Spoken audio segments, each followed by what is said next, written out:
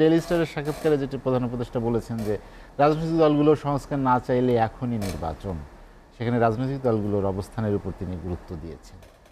এই সরকারটা আসলে সাংবিধানিক সরকার, অন্তর্বর্তীকালীন সরকার হলো এরা সংবিধানের আওতায় শপথ নিয়েছে। বিপ্লবী সরকার হলে পরে সব কিছু ওলট পালট হয়ে যেত। এই সরকারের শপথের স্থান বঙ্গভবনে না হয়ে শহীদ মিনার হতে পারত। মানে আমরা যে মূল স্পিরিট বলতে বিপ্লব বোঝাচ্ছি, এই সংবিধানের আওতায় শপথ নেওয়ার অর্থ হচ্ছে এটা গণ অভ্যুত্থান, এটা আর বিপ্লব থাকে না। তো আমার কাছে হচ্ছে যখনই আমি গণ অভ্যুত্থানের এবং নিয়মতান্ত্রিক পথে যাব, এটা খারাপ কোনো সেন্স না। গণ অভ্যুত্থান 69 হয়েছে, 90 হয়েছে, এর শেষে বিদায় হয়ে যাওয়ার পরে মানে ওই যে প্রধান বিচারপতি শাহাবুদ্দিন সাহেবের শর্তাধীনে তিনি প্রেসিডেন্টের দায়িত্ব নিয়েছিলেন, ভাইস প্রেসিডেন্ট, তারপর প্রেসিডেন্টের দায়িত্ব নিয়েছিলেন। এবং তিনি 90 দিনের মধ্যে, মানে একটি সরকার যাওয়ার পরে আরেকটি সরকার, মানে নির্বাচন বা মেয়াদকাল, সেটা 90 দিনের কথা স্পষ্ট করে সংবিধানে লেখা আছে, ওটা তিনি ইয়ে করেছিলেন, মানে উল্লেখ করে নির্বাচন করে বিজয়ী দল বিএনপির হাতে ক্ষমতা দিয়ে উনি আবার প্রধান বিচারপতির আসনে চলে গিয়েছিলেন। বিপ্লবী যদি মনে করি সরকার, তারা আমি সংবিধানে শপথ নিলাম কেন? সংবিধান রক্ষা করা এবং তার মতো করে চলা, এটাই তো শপথ। তা আমি সংবিধানের আওতায় শপথ নেওয়ার পরে নিয়ম পালন করার ক্ষেত্রে সংস্কার এবং রাজনৈতিক দলগুলো যদি মনে করে, তার উপরে দায়িত্ব চাপাবো কেন? দায়িত্ব চাপাবো সংবিধানের উপরে। উনি তো বিচক্ষণ ব্যক্তি, লেখাপড়া করা, পিএইচডি করা, মানে রাজনীতির চেয়ারে উনি রাজনীতি করেন না এই কথা বলার কোনো অবকাশ নাই। সেই জন্য আমার কাছে যেটা মনে হয়, ওনাকে আসলে প্রচলিত ধারণা না, আমাদের দেশের দৃষ্টান্ত অনুসরণ করা।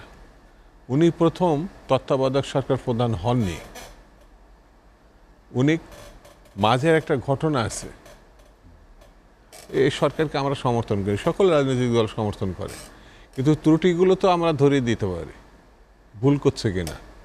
সেই ভুলের বড় ভুল হচ্ছে উনি শাহাবুদ্দিন সাহেবের দিকে তাকাচ্ছেন না। এদেশে একজন শাহাবুদ্দিন সাহেব জন্মাইছিল, এরপরে হাবিবুর রহমান আসছে কেয়ারটেকার, এবং এটা আইন।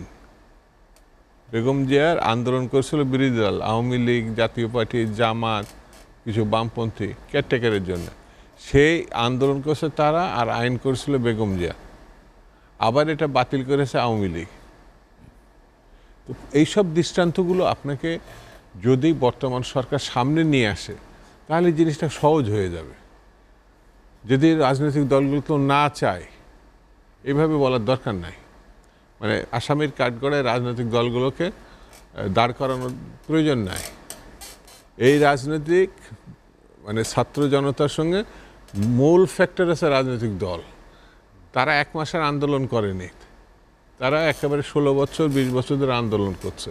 এবং এই এক দফাটাও এই ছাত্রদের না, এটা আরও 3 বছর আগে বিএনপি এবং অন্যান্য যারা রাজনৈতিক দল আন্দোলন করছিল, হাসিনার এক দফা তারা ঘোষণা করছিল। এবং এর সর্বশেষ মিটিং ছিল 23 সালের 18 অক্টোবর, যেটা ভেঙে দেওয়া হয়েছিল, মানে গায়ের জোরে ভেঙে দেওয়া হয়েছিল। প্রশ্ন হচ্ছে যে আমরা কিসের জন্য এগুলো চাইছি? গণতন্ত্রের জন্য চাইছি। গণতন্ত্র মানে ন্যূনতম ব্যাপার হচ্ছে ভোটিং পাওয়ার। এই ভোটিং পাওয়ারটা গত 3টা নির্বাচনে ছিল না, মানে 14, 18 এবং 24।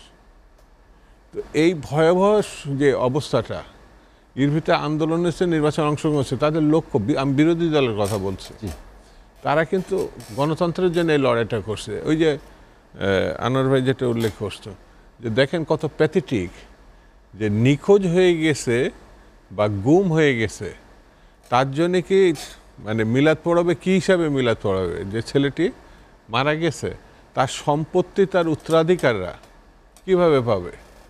মানে কি ভয়াবহ একটা পরিস্থিতির মুখোমুখি জাতি হয়েছিল, সেটাকে সরানোর জন্যই তো এই আন্দোলন। সেই জন্যে ডক্টর ইউনূস সাহেব 90 দিনকে কিন্তু অন্যান্য রাজনৈতিক দল কিন্তু এই সাংবিধানিক ব্যাপারটা চেপে ধরেনি যে 90 দিনের ভিতর করলেন না কেন।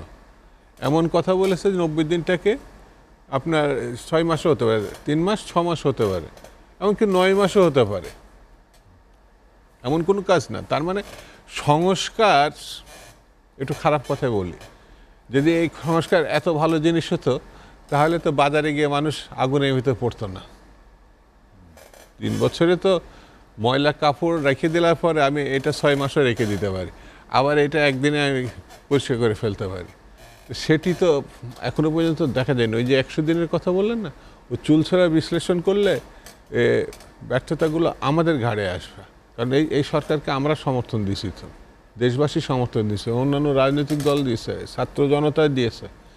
এখন যদি বলি রাজনৈতিক দলগুলো যদি না চায় আমি করব, রাজনৈতিক দল চাওয়া না চাওয়ার ব্যাপার না, তো চেয়ারে তো বসাইছি না, তো তিনি কি চান এটা স্পষ্ট করে বলতে হবে।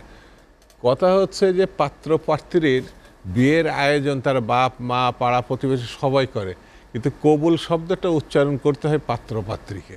তো উনি এখন ওই বরের আসনে বসে আছেন। সরকারের প্রত্যাশা প্রাপ্তি আলোচনা করছিলাম, 3 মাস খুব বেশি সময় নয় অনেকেই বলছেন, সেটি 6 মাস 9 মাস, কিন্তু আসলে কতদিন সে জায়গাও কিন্তু স্থির হওয়া যাচ্ছে না। তাই সংখ্যা বাড়ে কিনা, সংখ্যা নাই। খুব শীঘ্রই আমার ব্যক্তিগত মানে ধারণার কথা বলছি, সরকার শীঘ্রই নির্বাচন দিবে। এটা তার উপদেষ্টা মণ্ডলীর অন্যান্য সদস্য, এমনকি ডক্টর ইউনূস সাহেবও মানে নির্বাচনী ট্রেন ছেড়ে দেওয়া হয়েছে। হয়তো কথা একটার সঙ্গে একটু দূরত্ব থাকতে পারে, তবে সার্বিক বিবেচনায়, দেশের পরিস্থিতি বিবেচনায় আমার কাছে ধারণা খুব বেশি দিন লাগবে। অর্থাৎ আগামী ধরেন নতুন যে বছর সামনে, এই বছরের মাঝামাঝি বা শেষে, হ্যাঁ মাঝামাঝি বা শেষের দিকে এটা সম্ভব হবে বলে আমার ধারণা।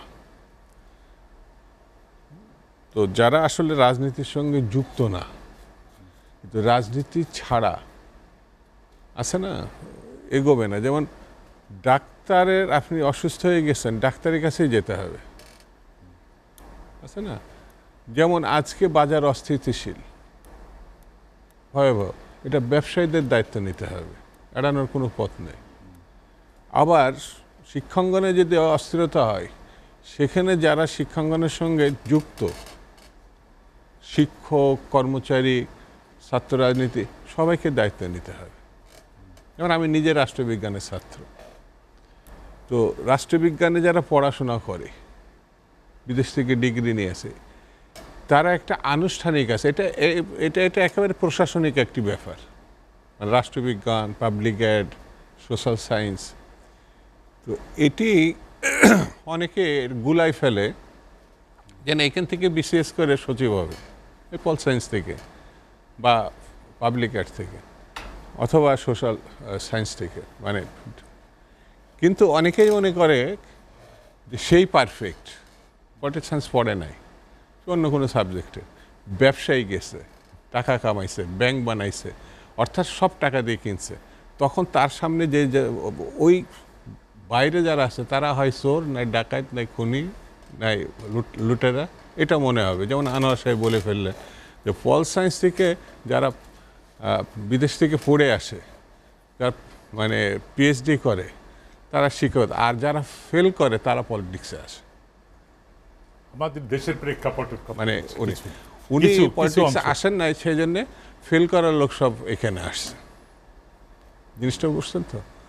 এখন ওনাকে কী করে বোঝাবো? শেখ মুজিব থেকে শুরু করে এই পর্যন্ত যারা আসছে রাজনীতি, শহীদ জিয়া রহমান, বেগম খালেদা জিয়া, বা এর ভিতরে অনেকে সমালোচিত, অনেকে সফল, অনেকে ব্যর্থ। এদের রেজাল্ট জানে, ফেল করা দুঃখজনক ঘটনা। এই কিছু মানুষ তৈরি হয় আত্মকেন্দ্রিক, নিজেকে ছাড়া আর বোঝে না, পারিপার্শ্বিক। সেই জন্যে আমার কাছে মনে হয় যে রাষ্ট্র পরিচালনার ক্ষেত্রে, সে ব্যবসায়ী হোক, রাজনীতি মানে অন্যান্য পেশার হোক, তাকে দেশপ্রেমিক হতে হবে, মানুষকে ধারণ করতে হবে। এর বাইরে কোনো পথ নেই। অর্থাৎ সে বাদে সব ফেল করা, এইভাবে দেখলে এই সরকারও ফেল করবে আগামী দিনে খুব ভবিষ্যৎ। যত লুটেরা আছে এই দেশে তার সিংহভাগ আছে ব্যবসায়ী। এই যে সালমান এফ রহমান লক্ষ লক্ষ মানুষের কাজ দিছে না, লক্ষ কোটি টাকা সে এই দেশ থেকে পাচার করছে। আবার এস আলম, এরকম বেশ কিছু পাওয়া যাবে। হ্যাঁ, তাহলে সব চোর ডাকাত হলে তো দেশ চলবে না। ভালো ব্যবসায়ীও আছে এবং সেই ব্যবসায়ীরা এখনো পর্যন্ত ইকোনমিটা সেটা দুর্বল হলো তারা ধরে রাখছে। তার আপনার কৃতজ্ঞতা স্বীকার করতে হবে। আপনি সব ব্যবসায়ীকে আপনি ঢালাওভাবে ফেল পার্টি বলে দিয়ে লুটেরা পার্টি বলে দিলে হতো। রাজনীতিতে কিছু ব্যর্থ লোক আছে, আবার সফল আছে, ব্যর্থ আছে। আমি খালি সফলদের কথা বিবেচনায় না রেখে সবাইকে ঢালাওভাবে ফেল পার্টি বানাই দিই, তাহলে তো বিপদ। আমাদের এই প্রবণতা থেকে বেরিয়ে আসতে হবে, এছাড়া কোনো পথ নেই।